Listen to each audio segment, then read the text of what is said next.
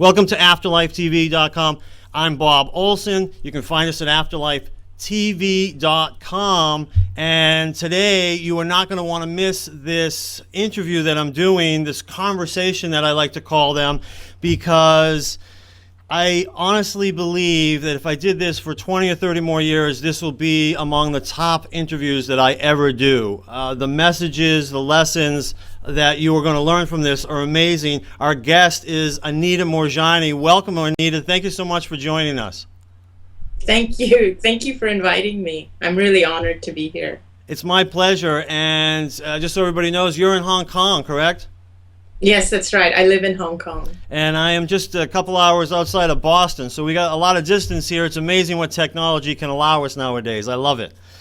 Yeah. Let's begin by just talking about your story. I'll just let people know ahead of time. This is the story of someone who has had a near-death experience, but with this major twist. In comparison, I could almost say this is not just a mere near-death experience, as if any near-death experience was a mere. This is something that we not only can learn about the afterlife with, but we can learn about ourselves and really what life is all about from this story. So we're going to begin by asking you, Anita, if you could just sort of tell us where this story starts. I think it starts with you being sick. Yeah, it starts with me being diagnosed with cancer. I mean, to me, the story starts much before that. It starts from what I believe caused the cancer, but for all intents and purposes, the story starts from me being diagnosed with cancer and it getting progressively worse. And in the beginning, I actually refused conventional treatment because I had watched two people close to me die on chemotherapy. So I didn't have any confidence in chemotherapy. Also, the fact that scientists are still trying to find a cure for cancer, which means basically in medicine, there is no cure for cancer. Everybody admits that there's no cure for cancer. So I didn't understand why I had to go the medical route if medicine itself admits there's no cure for cancer. So I decided to try alternatives. But for me, it didn't work, but I gained more understanding about that much later. But my cancer continued to spread. And over a period of 4 years, the cancer had spread throughout my body. I had lymphoma. Oh my gosh. So yeah, it spread from, in fact, all the way from the base of my skull all the way down to my abdomen, like through my chest, under my arms. Originally, when I was diagnosed, it was because I just had a lump over here and just where my collarbone is. But over a period of 4 years, it spread until my organs shut down. And then I went into a coma. And that's when the near-death experience started. All right. And when you say, these are tumors that are throughout your body, I understand they're fairly large. What in comparison, what size were they? I tend to say lemons because that's what my oncologist said. He said the tumors are the size of lemons, and they were swollen glands and tumors throughout, like blocking my chest, blocking my lungs so I couldn't breathe. Plus whatever capacity that was left in my lungs was filled with fluid. And so I was on a ventilator. I had an oxygen tank. My muscles had completely wasted, so I was in a wheelchair until I fell into a coma. I was either in a wheelchair or lying on the bed. I had open skin lesions because my body was so filled with cancer and toxins and that my skin was actually opening up. Wow. So it was, it was pretty bad. So I had a full-time nurse who was dressing my wounds, the open skin lesions. I had one on my neck and one under my arm. These were weeping and open. And then on the night of February the 2nd, 2006, I was in a lot of pain. So the nurse gave me a huge dose of morphine. And on the morning of February the 3rd, I didn't wake up. And my husband noticed that I was in a coma, and he called for the doctor right away. Now, until this point, I was being treated at home with a full-time nurse. So on February the 3rd, on the morning of, it was the morning of February the 2nd that I didn't wake up, and my husband rushed me to the hospital. He called my doctor, and the doctor was there to receive me, and they basically told my family that this was it. My organs had shut down, and these were my last hours, and to contact anybody that they had to contact who hadn't seen me. But basically, that was it. They were waiting for my last breath. And in fact, now, prior to this, you had been told you probably had about 6 months to live. Now you go into this coma, and they tell your family, what, at most 36 hours, correct? That's right. They said at most 36 hours. In fact, the first, the oncologist, the resident oncologist of that hospital, she wasn't my regular doctor. My regular doctor was waiting there for me, and then spoke to the resident oncologist. And the resident oncologist actually said, "We never take in patients in this condition. Basically, she's just come here to die, and you know, if that's what she's going to do, we can't see why. We don't see why she can't do that at home. Why did she have to come here?" So that's such compassion. It's all business. Well, all right. So now you go into this coma, and there's so much more to this story. And I want people to know they can go to your website at anitamoorjani.com, and the links will be below this video when people see it. There's a lot more to learn with this story. Because this is Afterlife TV, we're going to focus more today on the near-death experience and what that was all like, because there's so much to learn from that alone. But certainly, I recommend that people learn more about your story on your website. And let's just mention now, while we got people's attention with this story, that you have a book coming out March 2012 called "Dying to Be Me," correct? correct. All right, and so we'll get back to that later. And I do want to talk to you about what you think caused, or what you know caused your cancer, but I kind of feel like did you know it at this time? Did you already know it before you went into the near-death experience, or was it something you learned in this experience that you had? Completely learned it in the experience itself. Okay, so we'll wait on that, all right? And if we don't get to it, I'll ask you at the end, because that's pretty significant as far as I'm concerned. Major lesson for us to learn. All right, so the first thing you recognize, you're in a coma, and yet my understanding is you weren't even really aware that you were in a coma. You were so aware of things. Is that correct? That's correct. I didn't know I was in a coma. I didn't. I was aware of everything that was happening around me. So I didn't even realize that I was in a coma. I could hear the doctors. I could hear what they were saying, and I was kind of wondering, like, why are they saying that? And I didn't feel uncomfortable or anything. In fact, the pain was gone. All the pain I'd been feeling the previous night before the nurse injected the morphine. All of that was gone. I was starting to feel really light and free. And how? So you're not feeling pain, obviously. I mean, these are memories that you're having of this, right? I mean, sort of, it's all in hindsight. You recognize that you had this awareness, but is there actual thinking going on? Are you curious as to why you're not feeling any pain anymore? Yes and no. See, this is really hard to explain, because I would be hesitant to even use the word that I was thinking. It was more, I would use the word awareness. Okay.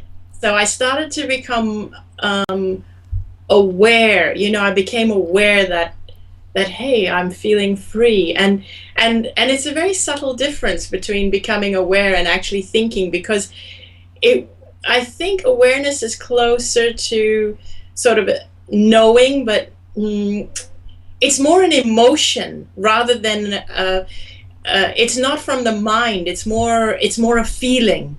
Okay. All right. And I'm going to tell people now to really pay attention, because having heard Anita's story, this is going to be the closest we'll ever get to interviewing a spirit, to find out what it's like to be in spirit. So pay attention to this, because what she's about to tell us really describes what I would expect, and all the evidence that I've gained in my investigations in 13 years has taught me about what it is like to be a spiritual being. So you're lying here, you have this awareness. What are some of the first things that you're aware of, other than that you're not in any pain? Are you aware of what your family members are doing? Yeah, I was aware of what my family members were going through, their anguish, their desperation. I couldn't understand it. I was aware that I could hear the doctor telling them that these were my last hours. You know, I had 36 hours at best, if even.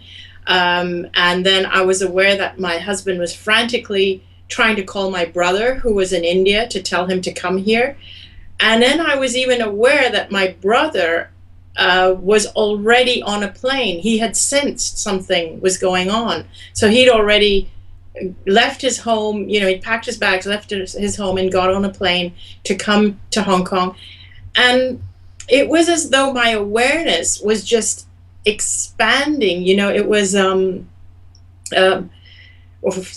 it still chokes me every time I recall it or think about it. So it was like I was expanding, and then I was encompassing everything. So I became my husband, and I became my brother. I was aware that my brother was frantically wanting to get to me before I actually died.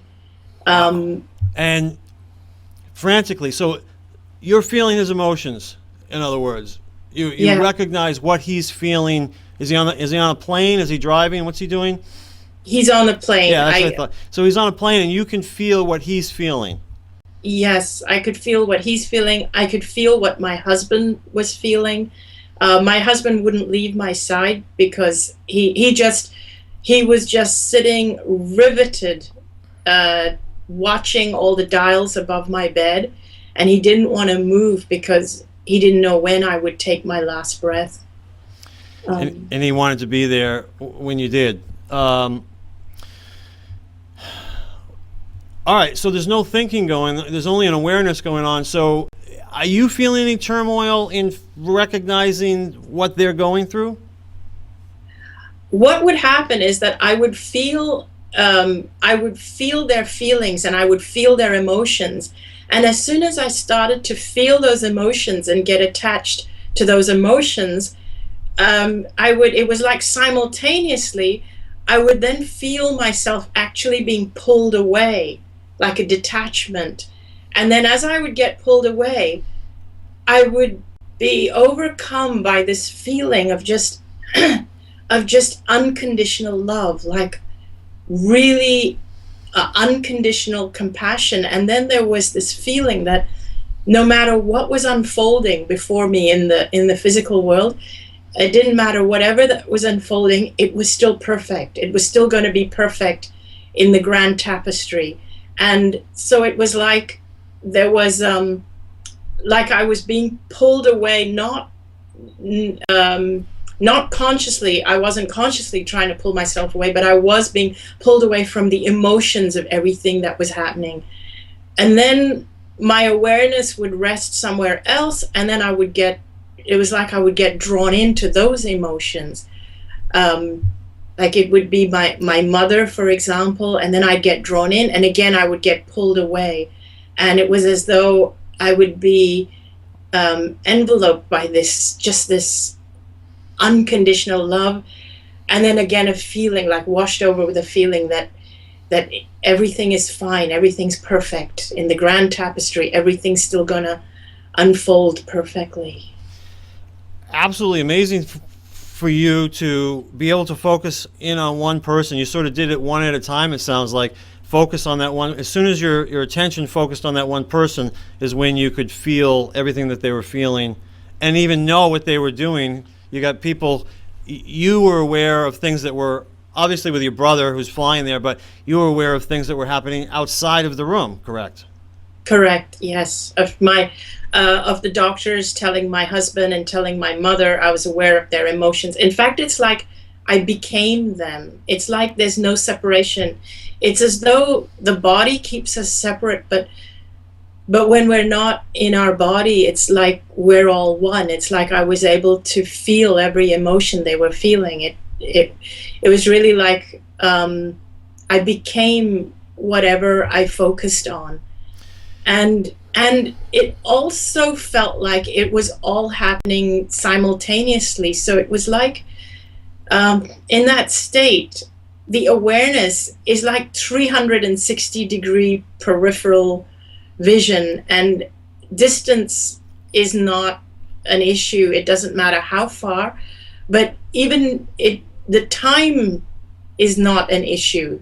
It's as though everything is happening simultaneously. It's like now when I come back, and now I'm back in my body and I'm expressing it, I have to put everything into linear time. I have to explain it all and kind of try to figure out, okay, in what sequence did it happen? But over there, it was like there's no sequence. It's like our brain gives it a sequence, but over there, there's no sequence. It's like it's all happening, and I'm aware of it all, and it's just wherever my awareness rests, that's what unfolds for me.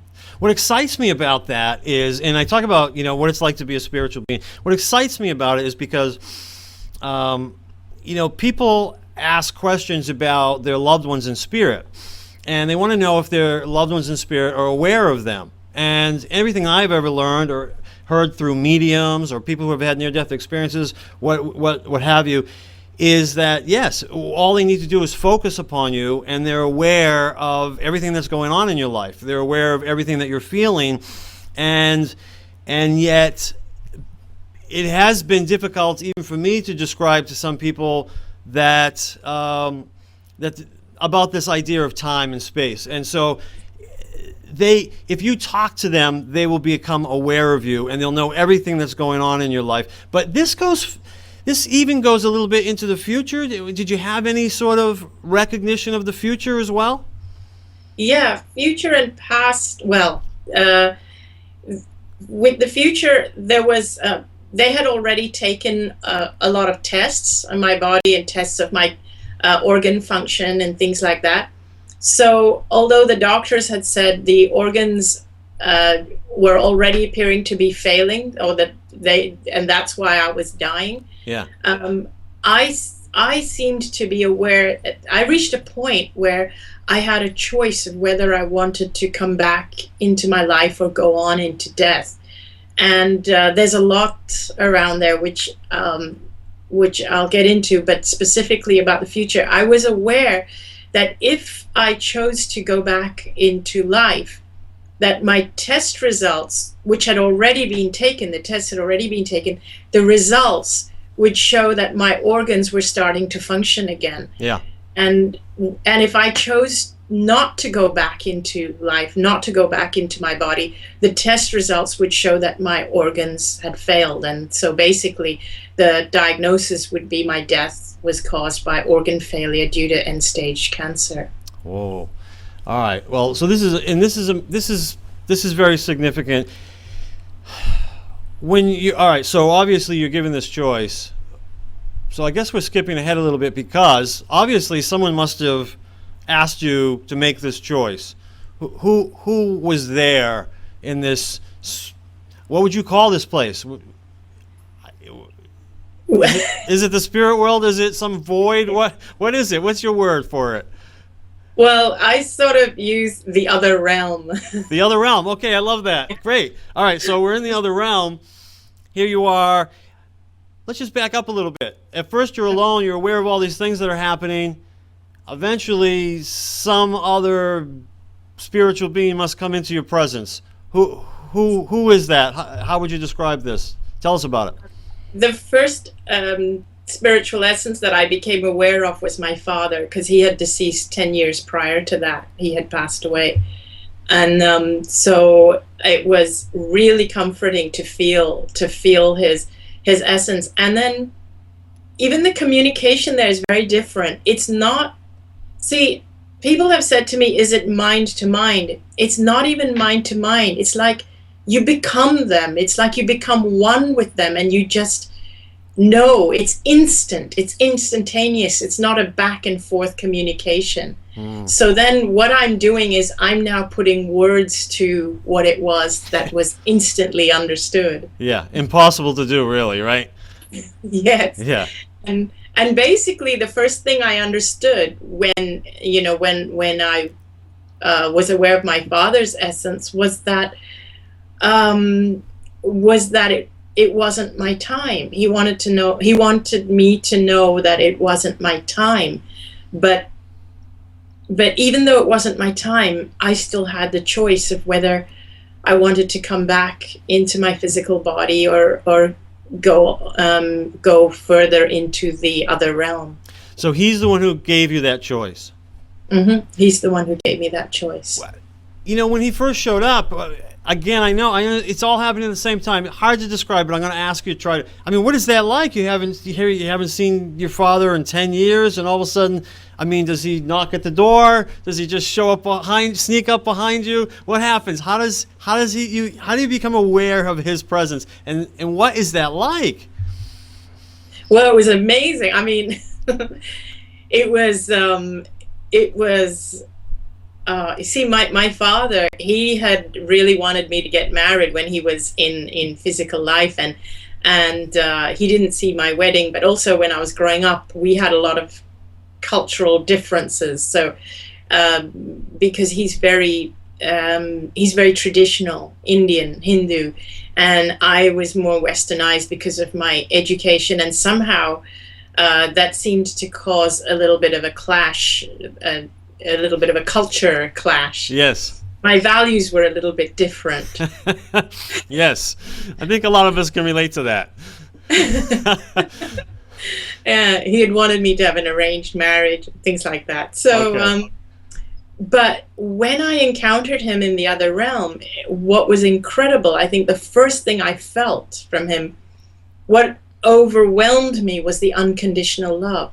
And it was just overwhelming. It was just all I could feel from him was just pure unconditional love. And it was it's not like he comes in from behind or in front. It's like, it's like, oh my God, it's you, it's Dad.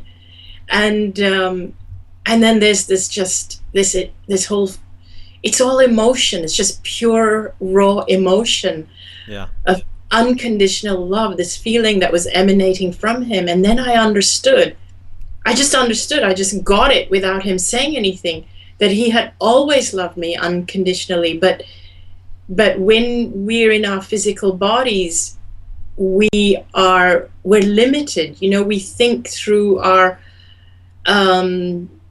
our values and our cultures, and all these things are part of physical life, part of being in expressing in the physical world. But without our bodies, none of that is there, and all there is just unconditional love, just pure emotion. And that's all he had for me, and that's what he wanted me to know.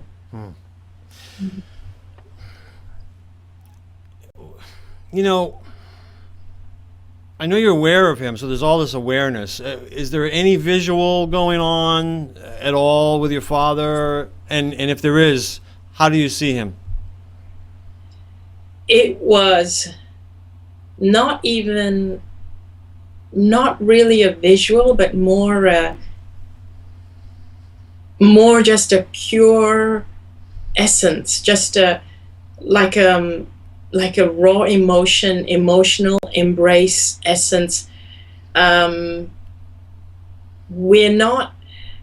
is the part that's really hard to explain, because when we are out of our body, or when I was out of my body, I wasn't contained. There was no beginning and no end. It was like I was infinite. It was like I could be anywhere. I could be anywhere, and I could.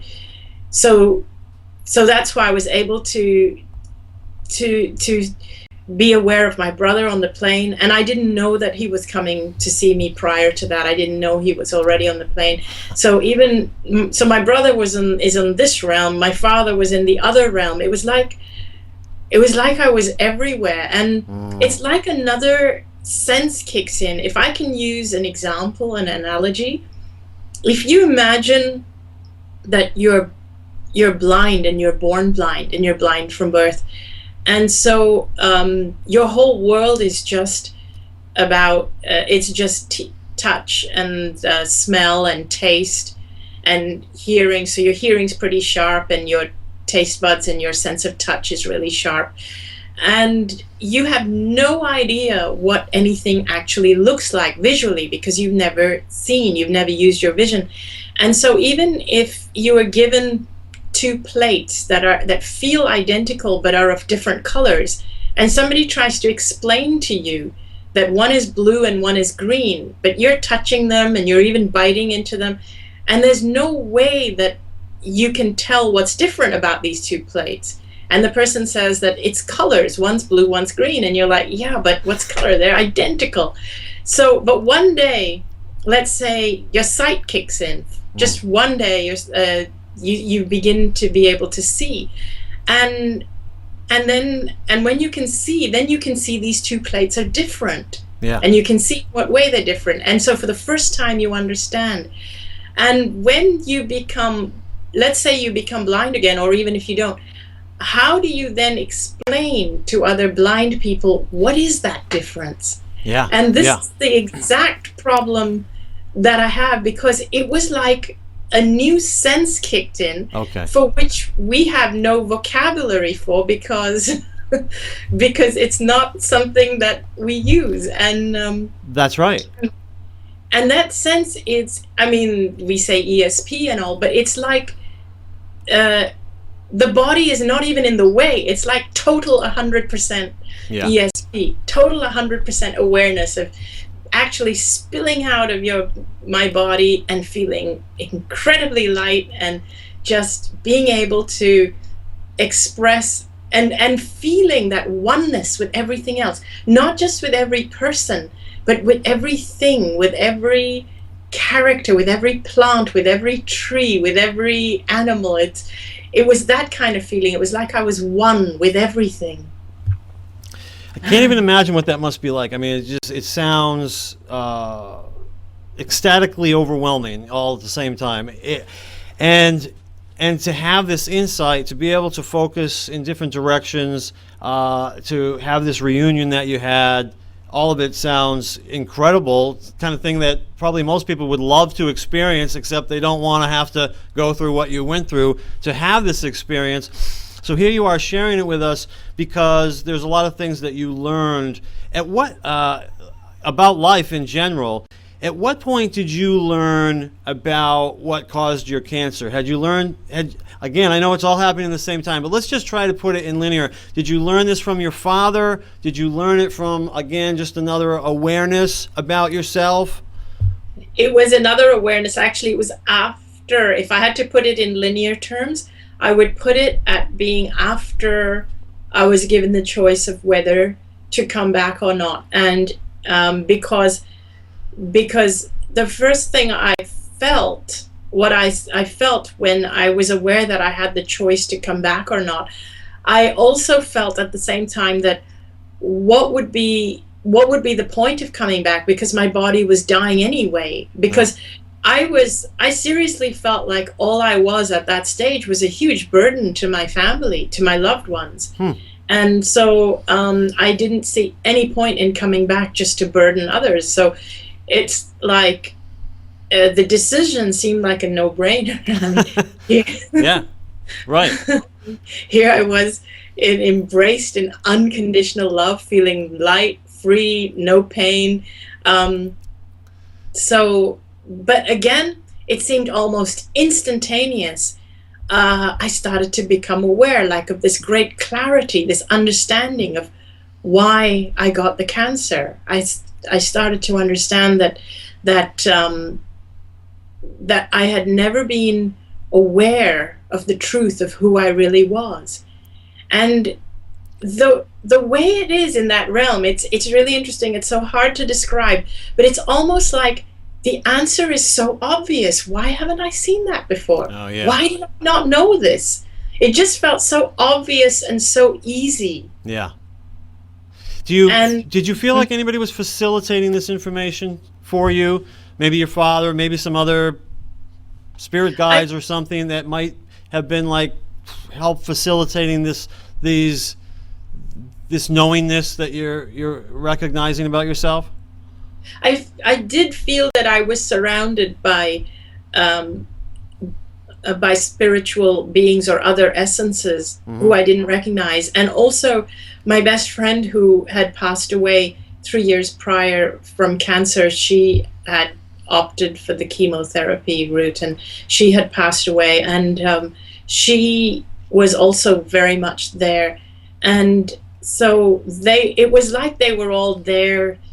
Their essence was really comforting me and embracing me, and I felt very, very comforted by all the presences of like familiar essences. And then the other beings were, I didn't recognize them as beings as people I knew in this lifetime, but yet I knew that they loved me unconditionally. I knew that they were all there for me to help me through. And it feels like that even though they are other entities or other essences, yet we're all connected. We're so connected. It was like whatever purpose we all have, it's like we're all in a sense, we're all wanting the same thing for everybody and for the whole planet. Yeah, it's like we're all one. I mean, you, me, and all of them, all of us, we're all one. We're all part of the same essence. So if I was being helped, it was by all the essences, all the energy. Yeah, amazing. So you have this whole team of people really who are helping you go through this experience. Your father basically gives you this choice of, deciding whether you want to go back into your body and live or stay where you're at, maybe move on to whatever's next from that point on. He gives you this choice. You said he sort of, does he recommend that you go back to your body, right? He recommends you go back. Does he explain why, or does he have to? You just have this awareness of why, because I know there's some reasons that you recognized that the benefits to going back, obviously not just to pass away, to wither away. Yeah, exactly. So he basically, yes, he said to me, it's not your time, but it's still your choice. But in a way, I could sense that there was a certain edging towards wanting me to go back. And then as the clarity started to come, and it was this feeling that how could I have not recognized it before? It's that kind of feeling. I started to understand that I had never loved myself enough before, and I had always lived in fear. I'd always lived in fear of being true to myself, and I'd always grown up trying to do the right thing, or to fit into my culture, to fit in with what people expected of me, and I was always a people pleaser. But in addition to not always being true to myself, and always putting myself last, I also lived in a lot of fear. I feared life. I feared not being good enough. I feared cancer. I feared illness. I lived a very fearful life. And what did you learn about this fear? Because I know you talked about being able to see into the future, even able to see into the past, obviously, all at the same time again, right? Yeah. And so are you able to recognize where you learn these fears, where you pick these fears up? Is that in your awareness as well, maybe from this lifetime or even other lifetimes? Any of that come into play? It was from this lifetime. I sense that I picked up all the fears from this lifetime. It's just conditioning. A lot of it is, I think, just the way the world is. It's like whether it's from reading newspapers and everybody being afraid of getting cancer, all the cancer awareness campaigns, but also the other fears of not being good enough, of always being a people pleaser, putting myself last, putting myself down, always the negative self-talk. All that is probably just I got the sense it was all from this life, but it's probably just conditioning, generally just conditioning from culture, upbringing. And what did you learn about this fear and almost self-loathing type of mentality? What did you learn about it and how it affected you physically? That's what I learned was actually the cause of my cancer, at least for me. And it was in that realization when I realized that actually I and everyone else, we are all absolutely amazing, magnificent beings that have come here to express who we are and to be true to who we are. Why would we want to be anyone else that other than who we actually are and who we're supposed to be? All we have to do and be is to be true to ourselves. That's all we have to do. And it was the feeling, the sensation, the awareness. It was like, oh my God, how could I not know that? How obvious is that? Like, why else would I be on this planet expressing myself if I'm supposed to try to be someone else or try to fit someone else's model of what somebody is supposed to be? I've never checked in with myself. Like, who am I? What do I want to do? What are my feelings? And it's basically about following my own emotions, because in that realm, what was very real for me were my emotions, just my emotions. They were very, very real. And I realized that I'd never checked in with my emotions during my life. I'd never asked myself, how do I feel? How do I feel about my life or what I want in life? It was always about giving other people what they felt. And it was always about putting myself last because I thought it was selfish. I always thought it was selfish to love myself and to give myself what I wanted. But I then started to really understand in depth that you can't love another if you don't love yourself first, because you don't have anything to give. And I realized that only when I love myself can I actually love others. And being selfish actually comes from too little self-love, not too much. You recognize all this, and is it this insight that makes you decide to go back into your body? Yes, it was the words I would put on the insight would be, now that you know the truth of who you are, your body will reflect that truth and be healed. Those are the words I would put to that feeling, that sense that I got in that understanding. And so we're really talking about illness starting at an energetic level, and then the physical sort of following suit. Yeah. And so this awareness eradicates the illness that's within your energy, basically. Yeah. And so if you go back, you are going to heal from this cancer? That's right. So I became aware at that point that now if I choose to go back, now that I understood why I had the cancer, I understood that my only purpose was to be myself, and that was all. That's the only purpose any of us have, is just to be true to who we really are. And I understood that at our core, each and every one of us, our essence is one of awareness, it's one of love. At our essence, at our core, we are pure love. That essence is just pure love. It's unconditional love. So if you are being yourself, then you are being love. Who else can you be if you're in touch with your core? Because if at your core you are love. And when I understood this, and I understood that my body will just reflect this new understanding, my physical body would reflect it. It was at this point that I sensed both my father and my best friend communicating to me, now that you know the truth of who you really are, go back and live your life fearlessly. All right. And because we only have a few minutes left, but you and I have already talked. There's going to be a part 2 to this interview that I'm going to post at a later date, but which is going to get a little bit even deeper than what we've talked about, where I really ask a lot more questions about this. But why don't we bring us to the final part? So you decided to go back. You're back in your body. Tell us about that.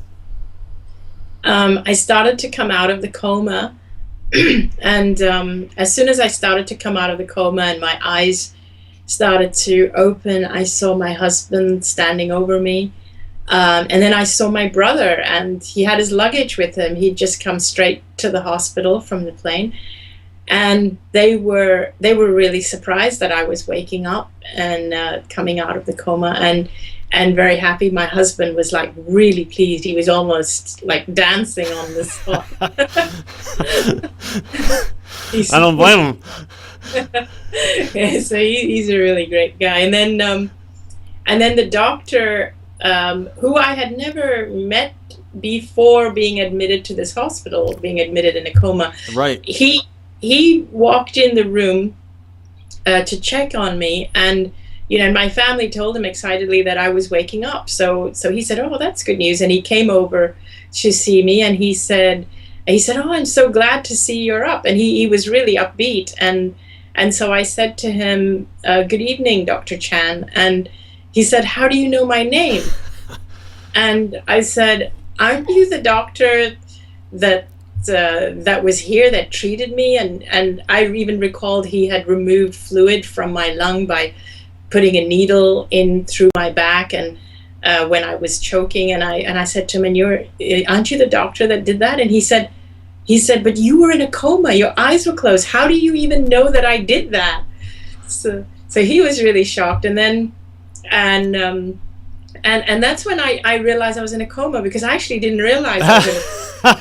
So I said to him, I was in a coma. This is your first recognition of it.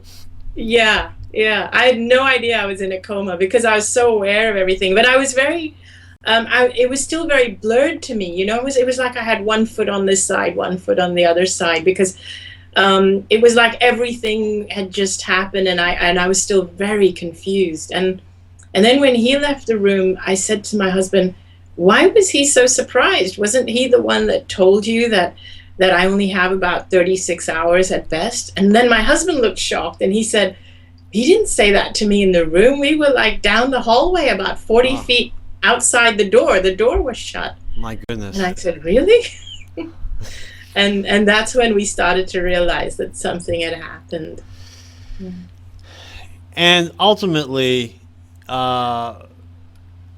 you healed from this, obviously, just as you expected you would. In fact, you said you could see into the future a bit, that your tests would come back, that your organs were not shutting down now, because you made this choice. Otherwise, they would have come back that they had shut down. All this comes together exactly as you expected it to be. You healed miraculously quickly. I mean, right? Very, very quickly. In fact, that was the other thing that I could see. I realized that when I was on the other side, in the other realm, and I realized that my body would reflect this very quickly, and I knew that it would not be months, or it would be more like days, or even just a couple of weeks at the most. I knew that I would be feeling a lot better, and that's exactly what happened. Within 4 days, the tumors had reduced by about 60%, 60 or 70%, and within 2 or 3 weeks, when they were conducting tests, they couldn't even find the cancer. They did a lymph node biopsy, and the radiologist had to mark a lymph node in my body to biopsy, and he couldn't even find a lymph node that was big enough to even suggest cancer. When just days prior, they were the size of lemons. Exactly, and he had those original scans on the light box, and then he was using the ultrasound to try and find a lymph node, and he was getting really confused, because he was saying, I just can't find anything. And here were these scans showing that my body was ridden with tumors. Yeah, it's a miracle, no question about it. The story is amazing. You're here. That was February 2nd, 2006 when you went into the coma. Here you are today, November 2011. You're going to be telling your story in this book, Dying to Be Me, March 2012. Very exciting. A lot more detail in the book, I imagine. Yeah. Yeah. A lot of detail in the book. And there's a lot more detail on your website, anitamoorjani.com. The links are below these videos. I love there's a phrase when you go to your website, it says, remembering your magnificence. Yes. That's what it's all about. That is what it's all about, that every single one of us is a magnificent being. Absolutely magnificent. So I'm going to end this interview here, and we're going to pick up a new one because these can only be so long on the internet. We're going to pick up a new one. If people want to watch part 2 of this interview, make sure that they put their email address in so that they get the announcement of it here on the page, and they'll find out when we post the part 2 later on. Just for now, I just want to say thank you for sharing this story. I'm frustrated. It's already been 46 minutes, and I feel like I didn't cover but a fraction of your story. And it's frustrating to me, but we don't have hours, unfortunately, and that's why you wrote the book that you wrote, right? That's right. Yeah, exactly. Thank you so much for honoring us with your presence and your message. I do think it can change the world on an individual basis. It can change any one of us if we really fully understand the message that you're trying to give us. And I look forward to part 2 of this. So thank you, Anita. Thank you. My pleasure.